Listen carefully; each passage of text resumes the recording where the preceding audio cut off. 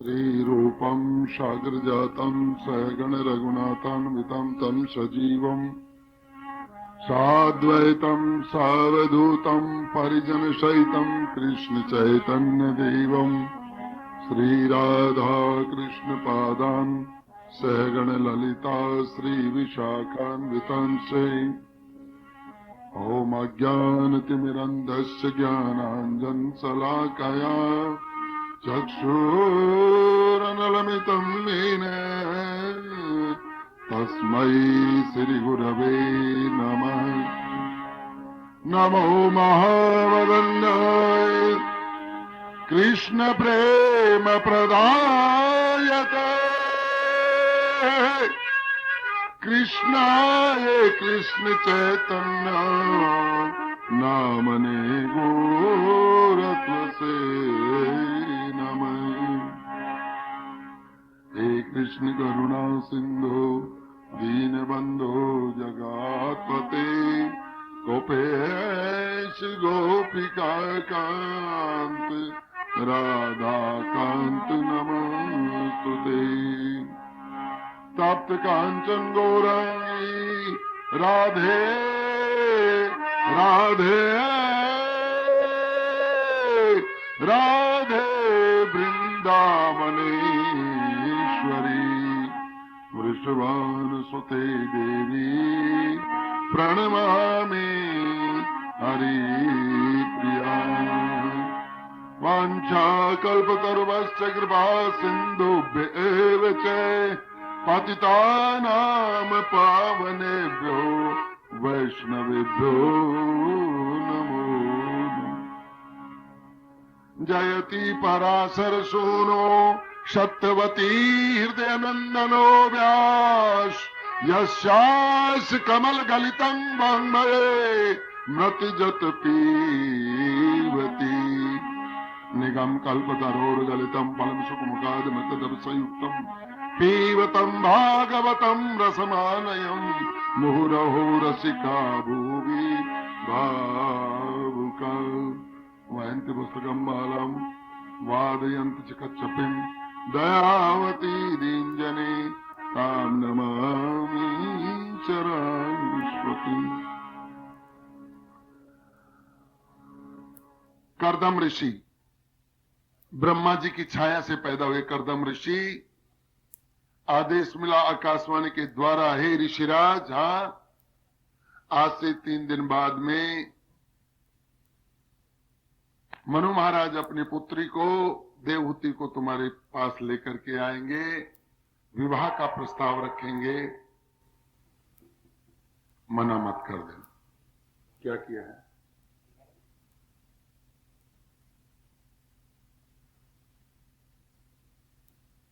देखो कितनी सुंदर परंपरा थी।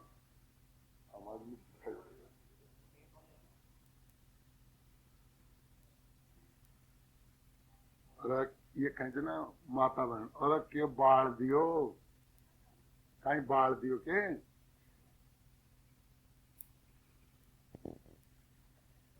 कितनी सुंदर परंपरा हमारे भारतीय की। लड़की लेकर के आएंगे, मना मत करना है। और थारे उरे टीवी देगो कौन दे, फ्रिज देगो कौन दे, नकदी कितना देगो। अगर सही पूछो ना तो लड़कियों की दुश्मन तुम ही हो। लड़की की दुश्मन लड़की है, पुरुष नहीं है। ससुरो तो मान जाए, सासू मरना ही कौन मान। बोलो गलत कौन छू के? छोरा को दहेज मां ने ज्यादा चाहे, बाप ने कम चाहे, फिर लड़के में तो टांग तो तुम ही अड़ा रही हो, रोड़ा तो तुम ही अड़ा रही हो। ससुरा कभी नहीं कहता अपनी बेटी की, अपने बेटे की बहू को, अब तू तेरे घर में के सीख रही छे, पण सासू ने 20 वर्ष सुबह से शाम से ब्याज यही सिखाई है तेरा मां बाप। फिर दुश्मन कौन हुआ? सासू तो हुई।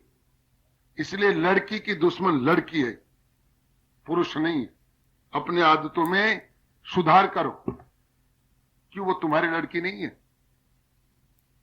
जब कन्या दान हो जाता है अगले ने कन्या दान कर दिया, वो दान तुम्हारे घर में आ गए, वो दान तुम्हारा है, अब वो लड़की तुम्हारी है, तुम उसको बहू क्यों मानती हो, उसको बेटी मानो। लेकिन नहीं, अच्छी साड़ी छोरी के लिए है, या तो मांडना की थी या तो अपने मने सावित्री नहीं देंगा। और उतरी बोन है पांचवा भी था ना तार दर्द से, जब वो की चाल है जना बात है तार दर्द। इसलिए अगर घर को ठीक से चलाना है तो बहू को बहू मत मानो, उसको बेटी मानो। कौशल्या ने सीता को बेटी माना, इसलिए बार बार मना कर रही है, बेटी राम को वनवास हुआ, तेरे को थोड़ी वनवास हुआ है, तू क्यों जा रही है। रामायण के पात्रों को आप ठीक से देखिए, अवलोकन कीजिए। आज की सासू उसमें और उस सासू में देखिए परिवर्तन कितना है। मैं आपको घटा के दे बताता हूं। छोरो छुट्टी आओगो 2 महीना की, फिर जब जाबा लागेगो ना जना के कहेगी माई इतना टोकना ने भी सागे ले जा, बोलो खेचो कने है।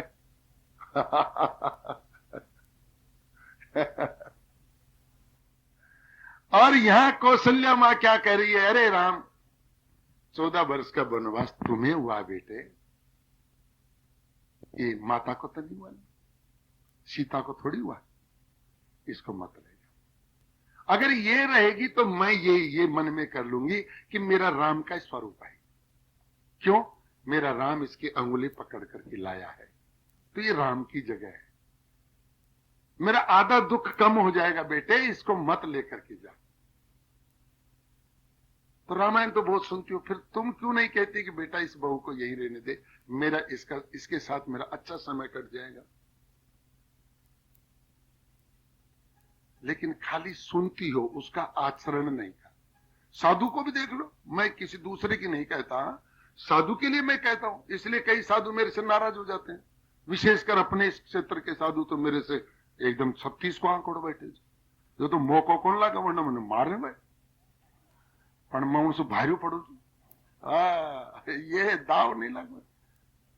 अरे मेरा शास्त्र ये कहता है, हमारे शास्त्र में स्पष्ट लिखा हुआ है पद्म पुराण के अंदर, धूम्रपान रतम विप्रय दानम कुर्वन्ति यो नरः। जो धूम्रपान करने वाले साधु को, धूम्रपान करने वाले ब्राह्मण को कोई दान करता है, दातारो नरकम यान्ति ब्राह्मणों ग्राम सूकरा। वो जो दातार है, जो धूम्रपान नशा करने वाले व्यक्ति को दान करता है, वो दानी स्वयं तो नरक में जाता है, और जो दान लेता है चाहे वो साधु हो चाहे ब्राह्मण हो, वो ग्राम सूकर है, गांव का सूकर बनता है, सुअर बनता है। फिर अगर मैं कहता हूं कि नशा नहीं करना चाहिए, कौन सी गलत बात कहता हूं। मैं साधु को कहता हूं तुमने बाना लिया भगवान का भजन करने के लिए, दुनिया का धन हड़पने के लिए, तो तुम साधु नहीं बने। अब ये बात कहते हैं तो झगड़ा। अरे नानक देव कहते हैं, भांग तमाकू छूतरा तो उतर जात पर भात, और नाम खुमारी नानका तो चढ़े रहे दिन रात। नाम में डूब जाओ ना भाई, नाम का नशा करो ना, सुबह उठते बैठते नाम। लेकिन तुम तरकीब खोजते हो लोगों को ठगने की। एक बाबा जी आयो, अरे बोलो ओ गांव वालों, हाँ 5-7 दिन तो पीपड़ा के नीचे पड़े रहे हो, और फिर देखो कैसी तरकीब निकाली गांव ने मूंड बाकी जने। तो कई मैं सब जब कोई गांव में जाता हूं तो 1-2 दिन मारकन भी लोग कोने हो, क्यों, जो कि उनको भाई बंदो वो कौन सा को, वो जो ठगर गए थे। ओ गांव वालों, हाँ थारे पीपड़ा के नीचे शिव जी प्रकट हो।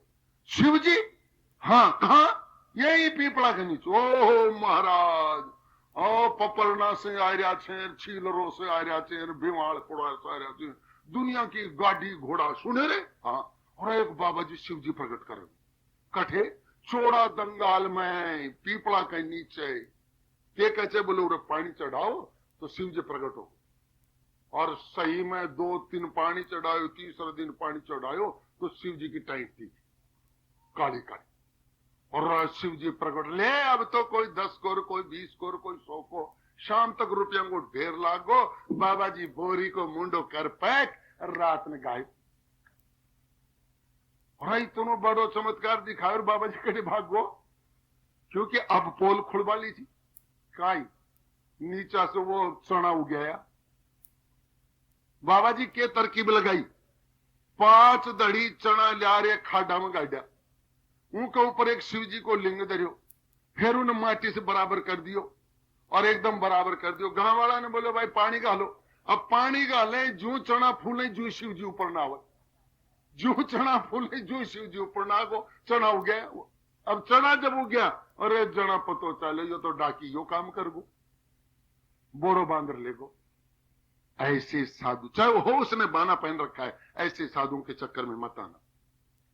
जिनकी स्वयं की भूख नहीं मिटी रुपए इकट्ठा करने की, वो तुम्हारी भूख क्या मिटाएगा?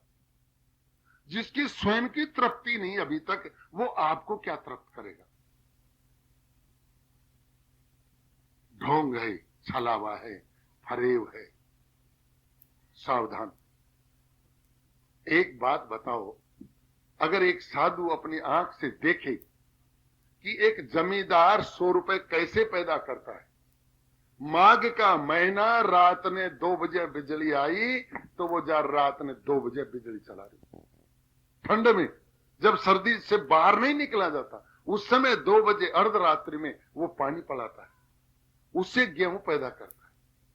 उस गेहूं को बेच करके उसमें से उसने 10 रुपए साधु को चढ़ाया। वो पसीना है उस जमींदार का, और उसकी हम सिगरेट पी लें, उसकी थैली लगा ले, गांजा पी ले, अगोड़ बम नाम के को शिव जी को, ओ शिव जी वो पियो छो के विष पियो, भांग पियो, गांजा पियो, तो मैं भी गांजा भांग पियो।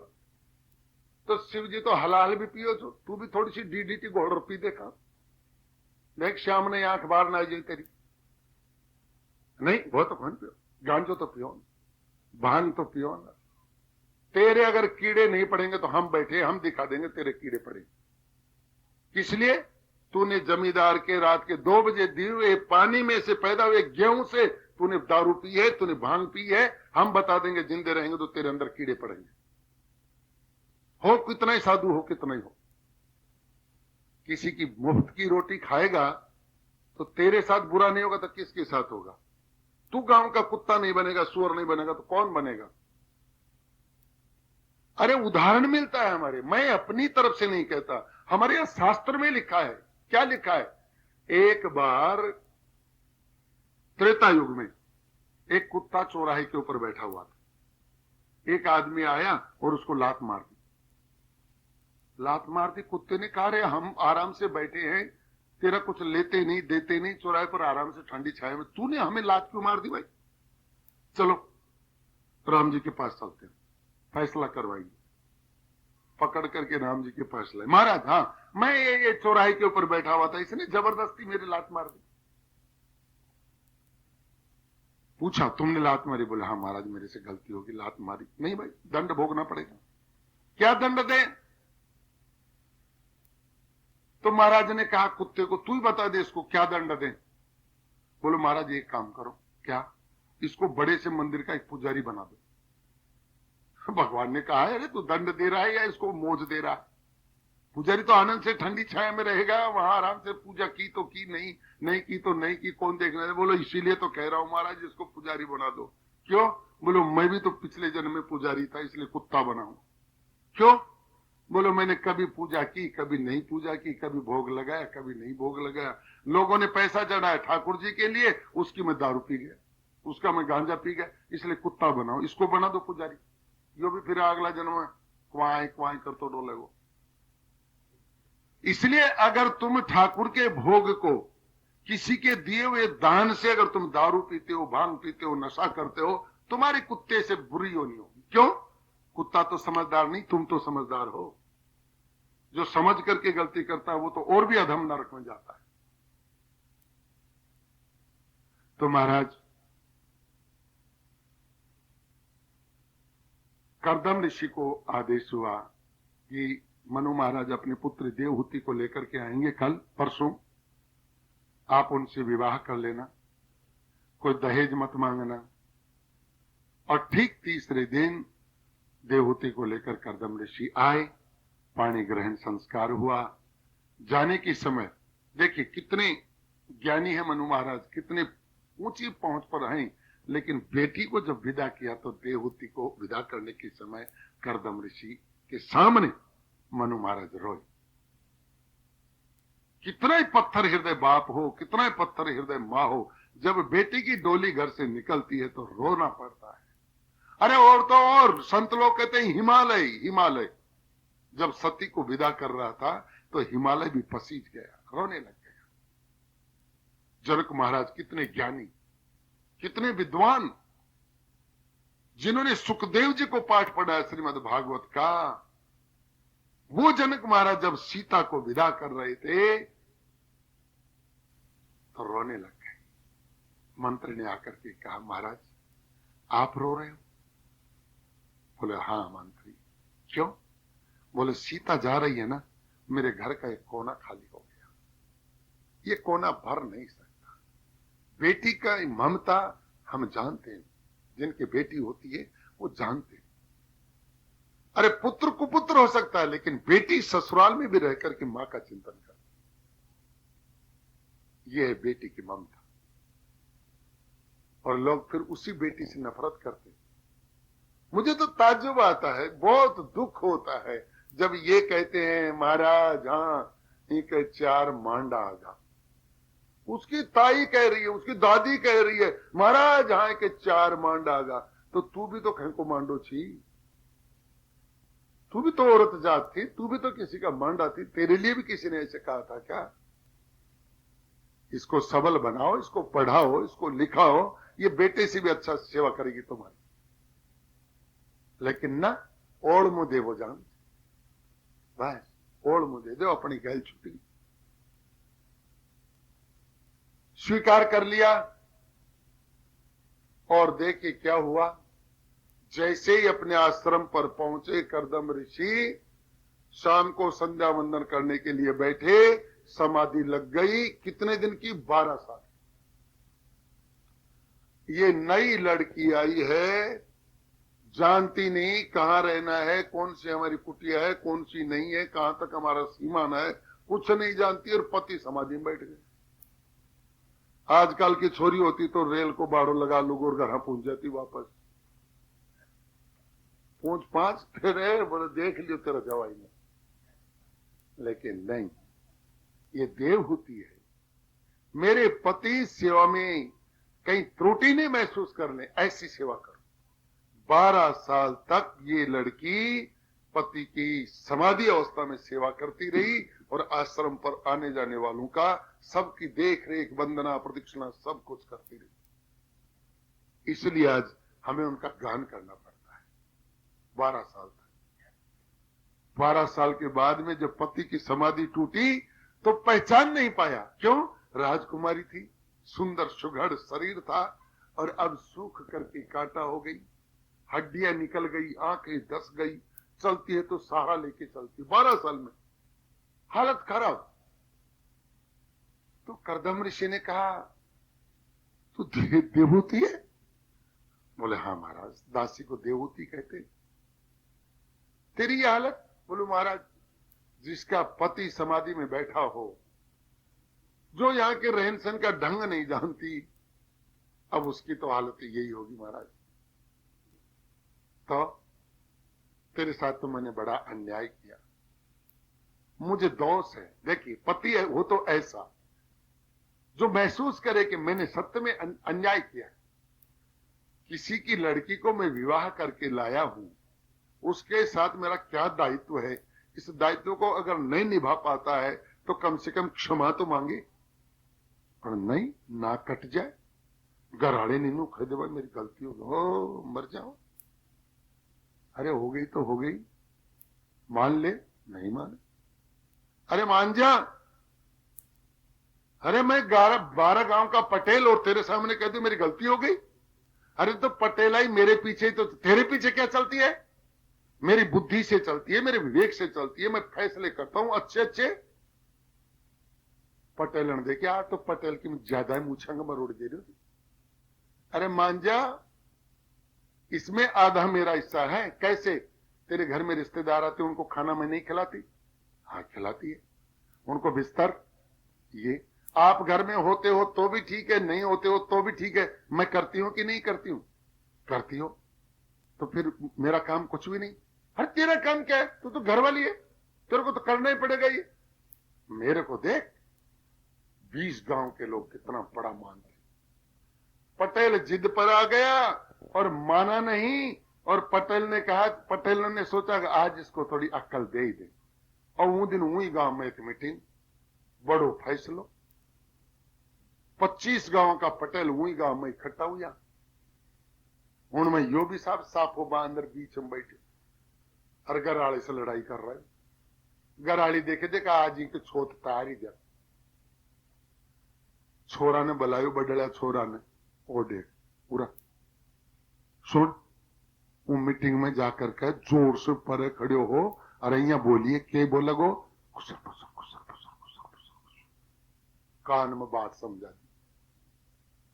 अब वो छोरो गयो बाजू बाजू और मीटिंग के परे खड़े हो। ओ काका पटेल देखो यो कहीं आयो भाई मीटिंग, यो कहीं आयो? अरे कहीं छे, के बात है? ओ बोले घर चाल एक बार।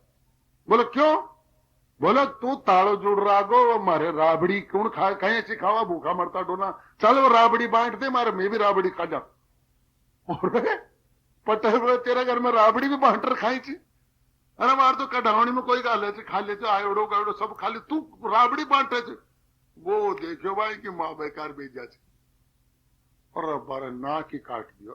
चल चल, बोले चलूंगा जो तो पहले राबड़ी बांट चाल रहा।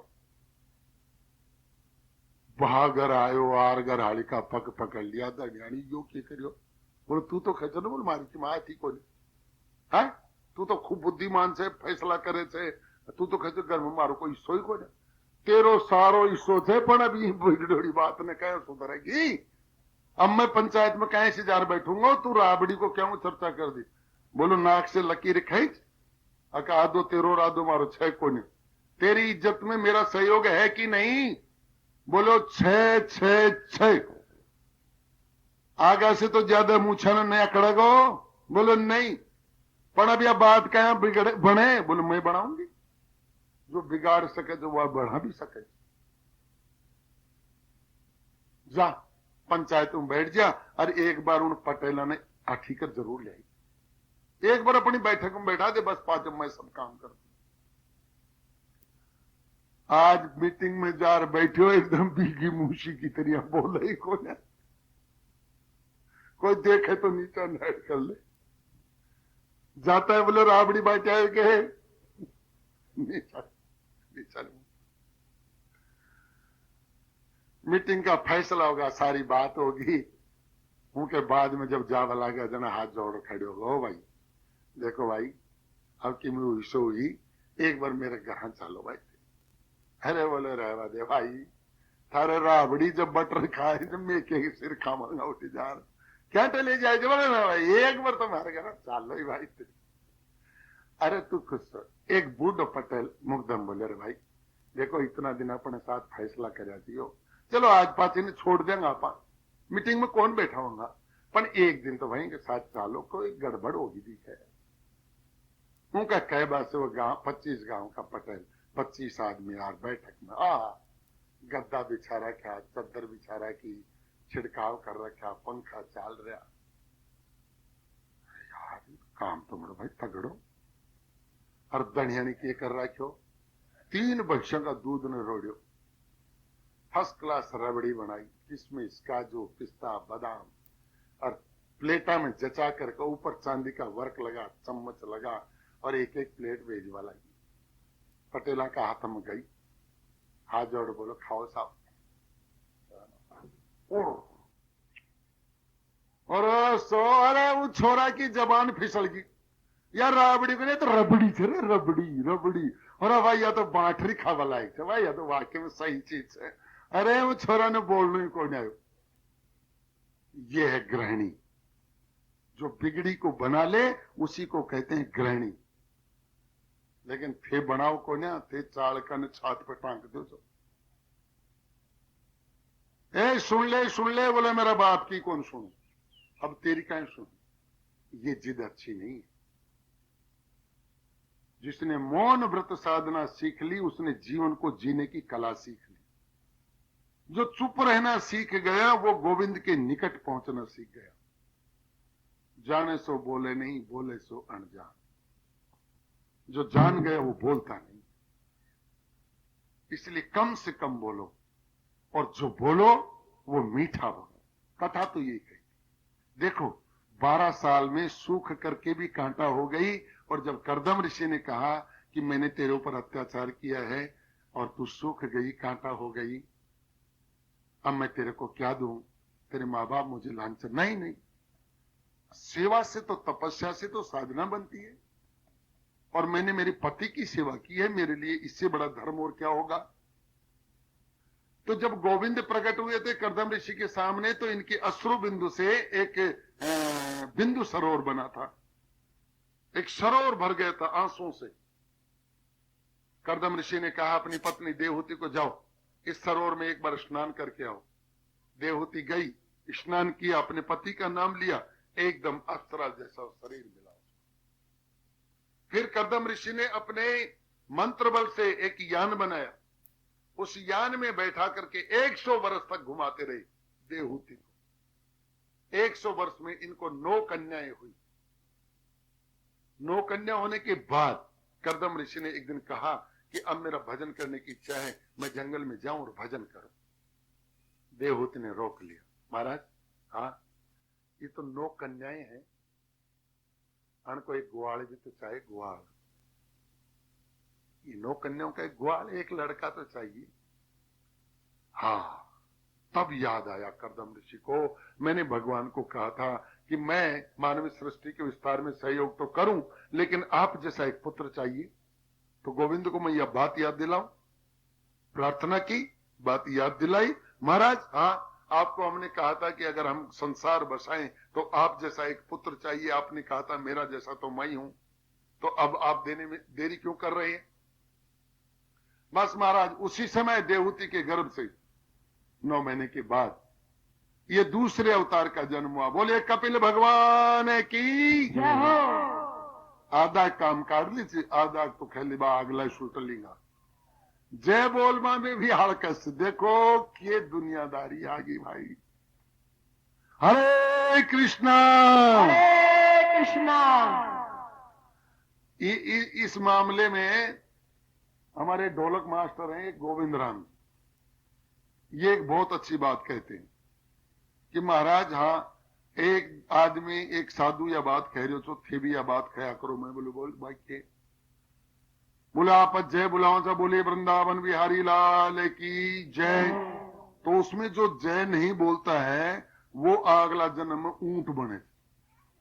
मैं बोले रे झूठा या बात तो हो नहीं सके भाई। बोलो नहीं एकदम सही बात है। बोलो क्यों भगवान उन्हें ऊंट क्या बनाओ जे भाई, कहे महाराज न्यू बनाओ जे। अगर तू एक बार जय को नहीं बोली तो तनब जिंदगी भरी जय जय सुननी पड़ेगी। ऊंट वाल के जय जय जय, और वो बात तो जचे थे भाई बात वो जिंदगी भरी जय जय करते रहते। तो भाई ऊंट में ना बनोते सब जय बोला करो है, वरना अगले जन्म में फिर थन कटे जय जयकार सुननी पड़ेगी। Hello hello hello. मुझे राशि आ गया मैं तेरे दर पे सर झुकाना झुकाना। मुझे राशि आ गया तेरे दर पे सर झुकाना। मुझे राशि आ गया मैं तेरे दर पे सर झुकाना। मुझे राशि आ गया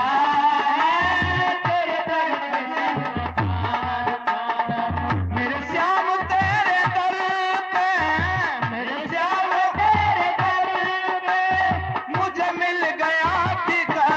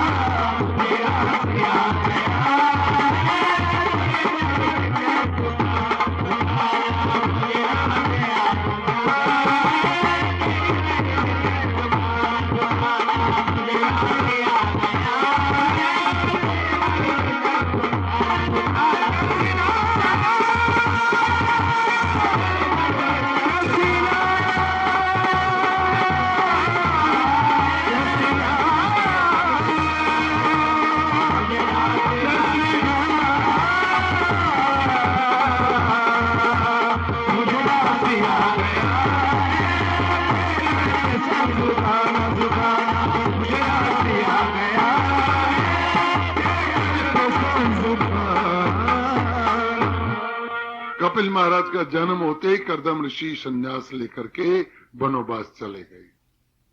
कथा ये कहती है कि जब आप समाज अपने परिवार से निवृत्त हो जाएं तो भजन में लग जाएं।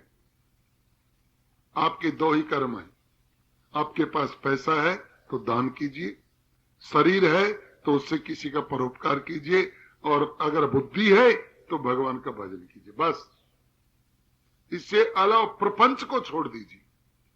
ये ताश खेलना, ये करना, वो करना नहीं। इस समय को भजन में लगाइए। मैं सत्य कहता हूं, एक एक सांस आपका बड़ा कीमती है। इसको भजन में लगा देंगे तो आपका जीवन उज्जवल हो जाएगा। कर्दम ऋषि जानते हैं कि एक क्षण भी अगर गुजर गया तो बेकार चला जाएगा, उसी दिन चले गए। चिंता हुई किनको? देवहूति को। 9 कन्याएं हैं, लड़का छोटा है, विवाह कैसे होगा, इनका काम कैसे होगा? तो ब्रह्मा जी को चिंता हुई, क्योंकि ब्रह्मा जी की पोती है। ब्रह्मा जी 9 ऋषियों को लेकर के आए और इनकी 9 संतानों का विवाह इन ऋषियों के साथ किया। कौन है ये ऋषि? पहले अत्रि ऋषि हैं जिनका विवाह अनसुया से हुआ। वशिष्ठ ऋषि का विवाह अरुंधति से, मरीचि ऋषि का विवाह कला से, अंगिरा का विवाह श्रद्धा से, और पुलस्त का विवाह हरिभू से, पुलह का विवाह योगमती से। इसके बाद यज्ञ भगवान आए हैं, इनका विवाह क्रियासती से। भृगु महाराज को एक कन्या दी जिनका नाम ख्याति, और अथर्व महाराज आए, इनको एक कन्या दी जिनका नाम था शांति। अब धीरे धीरे कपिल महाराज बड़े होने लगे। मात्र 11 साल की उम्र है। अब 11 साल का लड़का कितना बड़ा होता हो? 11 साल की उम्र में लक्षण तो बचपन से दिख रहे थे इनके, शांत शिष्ट, कोई उच्छृंखलता नहीं, ज्यादातर समाधि, आंख बंद, लगता है सो रहे, बस सो रहे, ऐसा लगता है।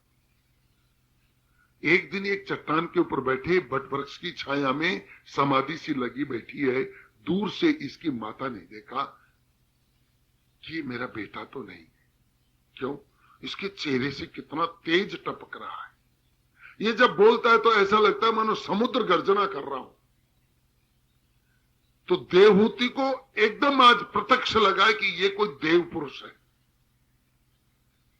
फिर याद आया कि मेरे पति ने ये कहा था कि मैं भगवान से वचन लेकर के आया था कि आप जैसा पुत्र, कहीं ये भगवान ही तो नहीं। तो आज वो गई धीरे धीरे, बस असमंजस की स्थिति है, और जैसे ही चट्टान के पास बैठी, नीचे बैठने लगी। जब नीचे बैठने लगी तो कपिल महाराज ने कहा, अरे मां, मैं ऊपर बैठा हूं, तू नीचे बैठेगी? नियम यह है कि मां, पिताजी माताजी ऊपर बैठे, बेटा नीचे बैठे, गुरुजी ऊपर बैठे तो उनसे फर्क रख करके थोड़ा नीचे बैठे। मेरे से भी तू नीचे बैठ रही है। देखो कथा क्या कहती है।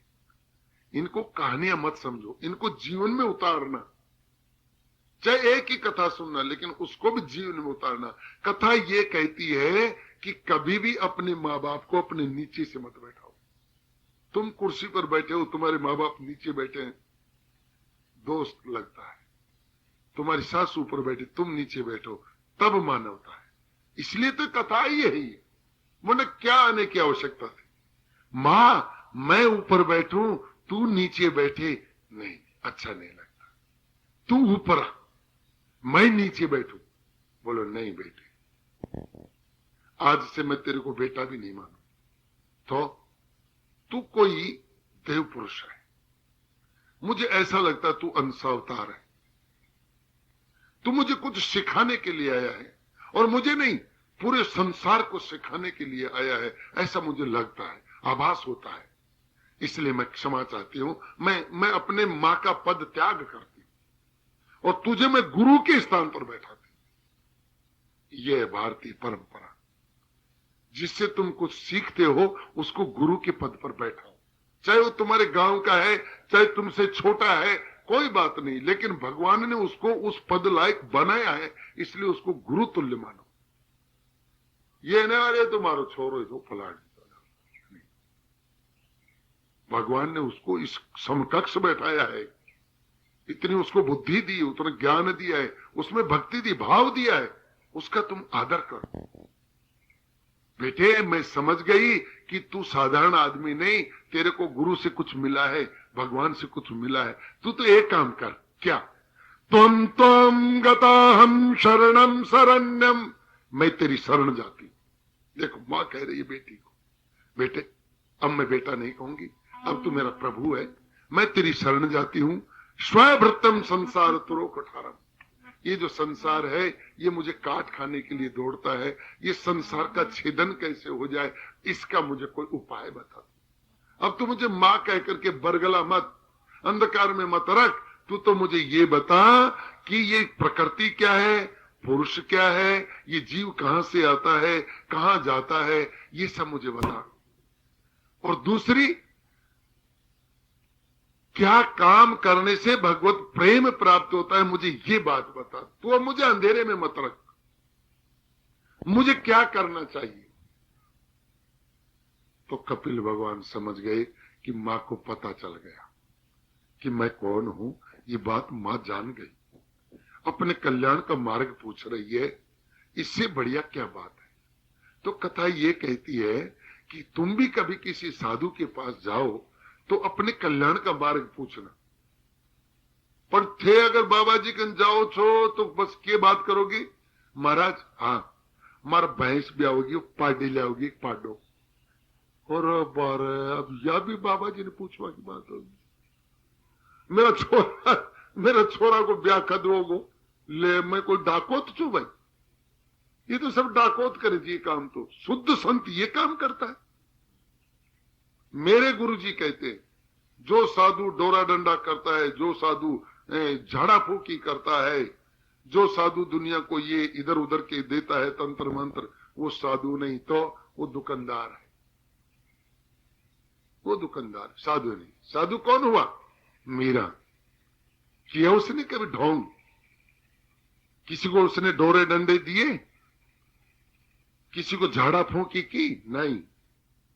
पागल हो गई, उन्मत्त हो गई, डर निकल गया। क्या दशा है मीरा की। अरे जिसके नाम से, जिसका एक भजन करके बड़े बड़े संत जन अपने आप को तार देते हैं, भव सागर से तार देते हैं, उसके एक एक भजन से डिग्रियां प्राप्त होती है, डिग्रियां। अनपढ़ लड़की, लेकिन किस तरह से पागल हो गई भगवान के नाम में। जब मीरा चली गई देश छोड़ करके, तो यहां का ठाकुर नाराज हो गया। एक संत की अवमानना, एक संत को बहिष्कृत कर दिया, अकाल पड़ गई, जमीन में दरार आ गई, पशु मरने लग गए। विक्रमादित्य ने, विक्रम सिंह ने बुलाए ब्राह्मणों को, भूदेव हाँ एक बात बताओ, क्या ये मेरे देश में अकाल, पृथ्वी में दरार, भूख से मृत्यु, ये सब क्यों हो रहा है? बोले महाराज अपराध क्षमा करें, यहां एक संत का अनादर हो गया। एक संत का अनादर हो गया? हाँ। किसका? बात मना करो, बात मना करो, घर आ जाओ एक बार। कथा में बात नहीं होनी चाहिए, विक्षेप पड़ता है।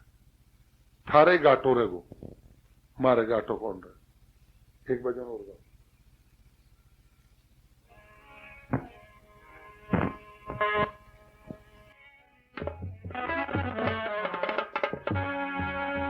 प्रेम के बस हो गई मीरा दीवानी श्याम की, प्रेम के बस हो गई मीरा दीवानी श्याम की, प्रेम के बस हो गई मीरा दीवानी श्याम की, प्रेम के बस हो गई, प्रेम के बस हो गई मीरा दीवानी श्याम की, प्रेम के बस हो गई मीरा दीवानी श्याम की, छा गई नजरों में जिसके,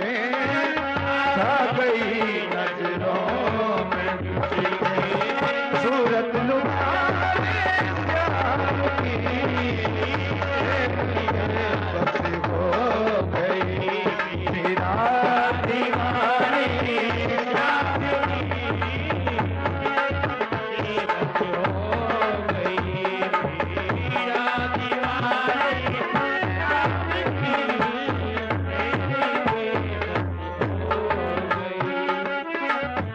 जहर का भेजा तो प्याला मीरा को पीने के लिए, जहर का भेजा तो प्याला मीरा को पीने के लिए, जहर का भेजा तो प्याला मीरा को पीने के लिए, मीरा को पीने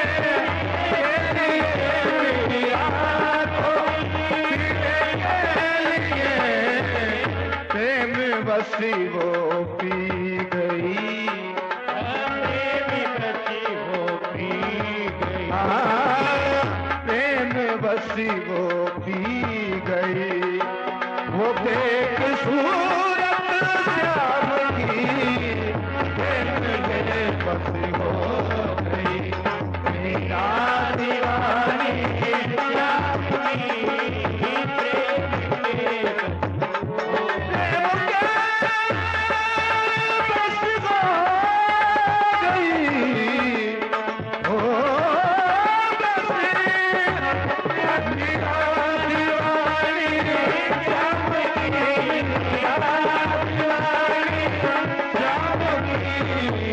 छा गई नजरों में जिसके, छा गई नजरों में सूरत लुभाने श्याम की,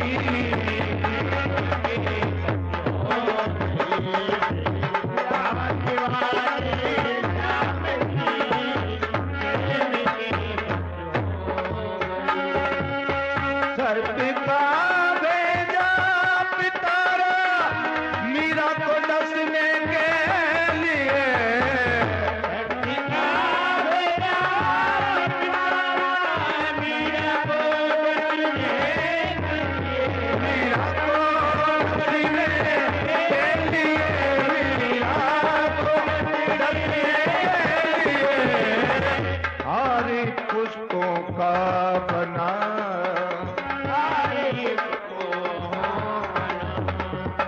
हरी फूलों का बना, हरी फूलों का कुदरत ने जाने श्याम की, प्रेम के बस हो गई मीरा दीवानी श्याम की, प्रेम के बस हो गई मीरा दीवानी श्याम की, प्रेम के बस हो गई मीरा दीवानी श्याम की, मीरा दीवानी श्याम की, मीरा दीवानी श्याम की, छा गई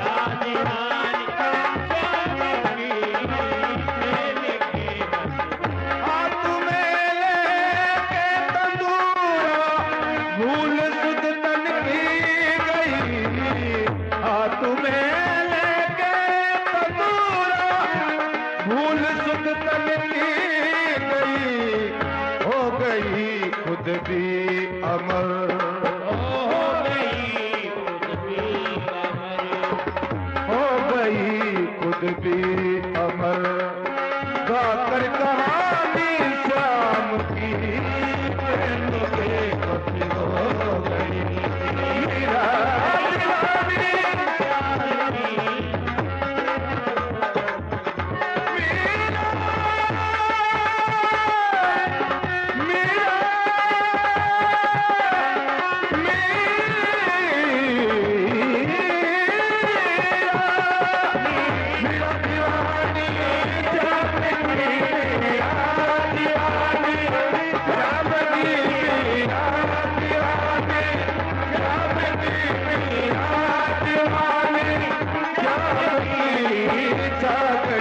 नजरों में जिसके छा गई, नजरों में जिसके सूरत लुभाने श्याम की प्रेम के बसी हो गई मीरा दीवानी श्याम की प्रेम के बसी हो गई।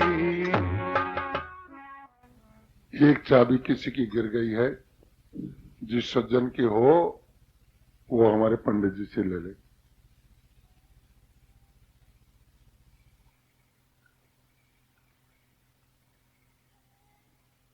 मां ने पूछा, बेटा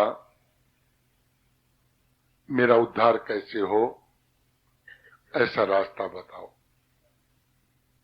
तो सरल रास्ता बता रहे हैं कपिल भगवान। मां, हां, एक रास्ता है। क्या? वैराग्य बड़े सुन संत कथा, एकांत की चाह बड़े मन माही। अगर तुझे भजन करना है ना तो पहले वैराग्य को जगा। वैराग्य कैसे जगेगा? संत की कथा सुनने से। अगर कोई शुद्ध संत कथा करता है, उस कथा को सुनोगे तो वैराग्य उत्पन्न होगा। वैराग्य बड़े सुन संत कथा, एकांत की चाह बड़े मन माही। चिंतन से प्रभु चाह बड़े और भक्ति बड़े, चित्त चरण गुसाई। जब संत की कथा सुनोगे तो तुम्हारा भजन करने की इच्छा होगी। प्रभु चाह बड़े, प्रभु के भजन की चाह बढ़ेगी, फिर प्रेम बढ़ेगा। कहां? गोविंद के चरणों। फिर क्या होगा? काम क्रोध से शोक बढ़े। अब तुम्हें पता चल जाएगा कि क्रोध करने से और काम करने से शोक बढ़ता है, और संयम से बड़े शीतलताई। अगर तुम में धैर्य आ जाएगा, संतोष आ जाएगा, तो शीतलता आ जाएगी तुम्हारे शरीर में। फिर विकार नहीं होंगे। फिर क्या होगा? नाम से ईश्वर प्रेम बढ़े। जो गुरुदेव नाम देंगे तुम्हारे कान में, उस नाम का जब तुम जप करोगी, तप करोगी, साधना करोगी, तब नाम से ईश्वर प्रेम बढ़े। सुन दामोदर भज चित्त लगाई। संत कहता है कि चित्त लगा करके जब तुम गोविंद का भजन करोगे तो गोविंद तुमसे दूर नहीं होंगे। किस प्रकार? मदाश्रया कथामृष्टा श्रवंती कथयंती च। तुम मेरा आश्रय पकड़ लो, बस तुम जगत को छोड़ दो। यत करोसी यत स्नासी यत जुओसी ददासी यत तपस्वी कौनते तद करुषो मद अर्पणम। तुम जो भी कुछ करते हो मेरे अर्पण कर दो। सर्वधर्मान परित्यज। गीता में ये श्लोक बड़ा उत्तम कोटि का श्लोक है। इससे श्रेष्ठ कोई श्लोक है ही नहीं। 700 श्लोक है, 18 अध्याय है। मुझे तो सबसे सुंदर श्लोक लगता है, सर्वधर्मान परित्यज्य मामेकम शरणम व्रज। अहम त्वम सर्व पापेभ्यो मोक्षयामि मा शुचः। अर्जुन, हाँ, तू कुछ भी नहीं कर सकता क्या? तो एक काम कर ले। क्या? सर्वधर्मान, सब धर्मों को त्याग दे। सर्वधर्मान परित्यज्यम मामेकम शरणम व्रज। मेरी शरण में आ जा। कैसे? एक संत ने लिखा है, बहुत अच्छा लिखा है। भजन तो मेरे याद नहीं, लेकिन उसका भाव मेरे को याद है। बोलो महाराज, हाँ। बोलो मैं तो भजन वजन करना नहीं जानता, लेकिन एक बात जानता हूं। क्या? जो मैं खाता हूं ना, उसको मैं तेरा प्रसाद मानता हूं। जो मैं चलता हूं वो तेरी परिक्रमा मानता हूं। मैं तेरी परिक्रमा कर रहा हूं। मैं चल नहीं रहा, मैं तेरी परिक्रमा कर रहा हूं। जब मैं सोता हूं तो उसको सोना नहीं मानता, तो मैं तेरी दंडवत मानता हूं। मैं तेरे को दंडवत कर रहा हूं। अब बताओ, ऐसा जीवन अगर किसी का हो जाए तो फिर बाकी क्या रह गया? जो खाता है पीता है ठाकुर का प्रसाद मानता है, सोता है उसको दंडवत मानता है, चलता है उसको प्रदक्षिणा मानता है, इससे बढ़िया भजन और क्या है? इसलिए भगवान कहते हैं यद करो से यद स्नासी मराश्रया कथामृष्टा श्रवयंती कथयंती च। मेरी शरण में आ जाओ और दूसरा काम क्या करो? कथामृष्टा, कथा सुनो। फिर श्रवंती च कथयंती च, पहले उसको सुनो और फिर लोगों को उस कथा को सुनाओ। आज हमने कथा में ये बात सुनी, कपिल देव अपनी माता को कह रहे हैं कि माता, सबसे बढ़िया सुंदर भजन है हरि कथा सुनना, हरि कथा सुनाना। भजन करो और भजन करावे, नानक सहज मुक्ति को पावे। आप भी भजन करो और औरों से भी कराओ, सबसे बढ़िया भजन है। हमने शुरू में जब मैं अंगारी आया तो लोगों को जब हम कहते थे कि भजन करो, कोई सुनता नहीं था। तो हमने एक नई पद्धति निकाली। क्या? दीवारों के ऊपर लिख देते हरे कृष्णा कृष्णा कृष्णा हरे हरे, हरे राम राम राम हरे। फिर कोई पढ़ा हुआ व्यक्ति जाता था, उसको पढ़ता था हरे कृष्णा, बड़ा अच्छा लगता था। ऊया तो कौन लियो, पढ़ाइया तो लियो ही। एक बार तो पढ़ेगा निश्चित, दीवार पर लिखे हुए नाम को एक बार पढ़ेगा, इसका मतलब हमने भजन करवाया किसी को। पहले हमारी पद्धति है, अभी भी थी, थोड़े दिन से गायब होने लगी है। हमारे एक त्योहार आता था, सूणा को त्योहार। सूणा का त्योहार पर दरवाजा पर सीताराम सीताराम राधे श्याम लिखा करते थे। अब हम भूल गए। पहले हम राम कृष्ण के चित्र लगाया करते थे, अब अमिताभ बच्चन के, सचिन तेंदुलकर के लगाते। हमारी संस्कृति थोड़ी बदल गई। अब राम को कृष्ण को हटा, ऐसे ऐसे संत भी आ गए। देखो, मुझे संतों के मुंह से ये सुनता हुआ बड़ा अचंभा लगता है कि होली दिवाली मत मनाओ, राम को कृष्ण को मत मानो।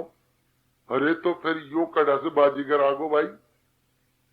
जो कहता राम कृष्ण को नहीं मानो, उसको हम संत की उपाधि कैसे दे? ये तो कहीं से भगोड़ा आया है भैया। हो सकता है पाकिस्तान से भगाया हो इस व्यक्ति को। ये दुखी इंसान है, इसलिए राम और कृष्ण को गालियां देता है। ऐसे संतों को भी इस भारत में देखो रोटी मिलती है, बड़े आराम से, बड़े बड़े महल बना के रहते हैं ये लोग। इससे बढ़िया दयालु कौन होगा भाई? जिसको गाली निकालता है उसको भी वो आनंद दे रहा है। बड़ा भारत देश बड़ा विचित्र देश है ये। मां, इस कथा को सुनना और फिर इसको सुनाना। ज्ञान वैराग्य युक्ते ने भक्ति योगी ने योगी ने, भक्ति जरूर करना। और ज्ञान और वैराग्य युक्त भक्ति, ये ध्यान देने की बात है। भक्ति में ज्ञान और वैराग्य दोनों चीज होनी चाहिए। हमें ये ज्ञान होना चाहिए कि हम किसका भजन करें। हमें ये ज्ञान होना चाहिए भक्ति में क्या बाधक है, ये ज्ञान होना चाहिए। और वैराग्य, वैराग्य का मतलब ये है कि जैसा ठाकुर भेजता है वैसा खाना चाहिए। वाणी का वेग, जिह्वा वेग नहीं होना चाहिए। अच्छी चीज खाऊं, अच्छा भोजन करूं, ऐसी इच्छा नहीं होनी चाहिए साधु को। और साधु दयालु होना चाहिए, साधु के मन में दया होनी चाहिए। साधु को डराने की वस्तु थोड़ी है। कई संत लोग मैं देखता हूं बड़ा विचित्र हरकत करते हैं, चिमटे बजा देंगे, गालियां निकालेंगे, भगा देंगे, राख उड़ा देंगे। अरे ये कौन सी परंपरा है भाई? एक जीव आया है अपना कल्याण करवाने के लिए आपके पास, और आप जीव को देख करके गालियां निकालते हो, उसको भगाते हो। ये कौन सी साधुता है? क्या तुलसीदास जी ने किसी को भगाया था? सूरदास जी ने क्या किसी को भगाया था? मीरा ने भगाया? रसखान ने भगाया? नहीं। इनके पास तो हजारों हजारों लोगों की भीड़ बैठा करती थी और ये सत्संग सुनाया करते थे। फिर ये आजकल की नई कौन सी परंपरा, ये गालियां देने की? साधु के मुंह से गाली, बड़ा अच्छा लगता है। फिर वो समाज को क्या सिखा रहा है? गाली देना, अब शब्द देना सिखा रहा है वो साधु। लानत है तुम्हारी साधुता के ऊपर। तुम्हें बोलना नहीं आया तो तुम समाज को क्या बोलना सिखाओगे भैया?